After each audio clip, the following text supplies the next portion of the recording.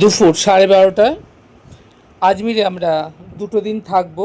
যাব আজমির দরগা। মক্কা মদিনার পরে ভারতবর্ষে আজমির দরগাই হচ্ছে বিখ্যাত। যারা মুসলিম সম্প্রদায় তাদের জন্য বিশেষ করে এখানে সর্বশ্রেণীর মানুষদের অর্থাৎ সর্বধর্মের মানুষদের এখানে প্রবেশের অধিকার রয়েছে। প্রবেশে কোনো বাধাই নেই।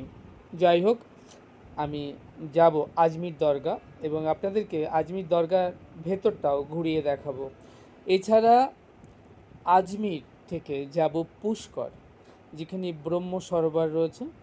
আপনাদের জানিয়ে রাখি, ভারতবর্ষের মধ্যে এই পুষ্করেই রয়েছে ব্রহ্ম সরোবর এবং প্রজাপতি সৃষ্টিকর্তা ব্রহ্মা মন্দির, যেখানে ব্রহ্মাদেব এর পূজা হয় এবং পিতামাতার উদ্দেশ্যে যারা পিণ্ডদান করতে চান গয়ার পরেই এখানে পিণ্ডদান করবারও সুব্যবস্থা রয়েছে।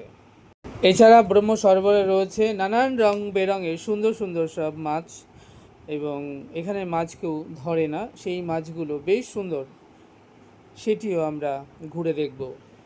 আজমিরের সাইট সিন করে আমরা চলে যাব রাজস্থানের রাজধানী জয়পুরে এবং সেখানে আদি গোবিন্দ দেবজির মন্দির আমরা দর্শন করব। হাওয়া মহল থেকে শুরু করে জয়পুরের সাইট সিন ঘুরে দেখব।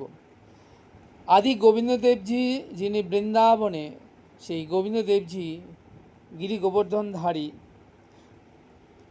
যখন মুঘল আমলে ঔরঙ্গজেবের সেনাপতি কালা পাহাড়ের অত্যাচার খুব বেড়ে গেল এবং বৃন্দাবনে একের পর এক উঁচু চূড়াগুলো ভেঙে ফেলছে, সেই সময় বৃন্দাবনের সেই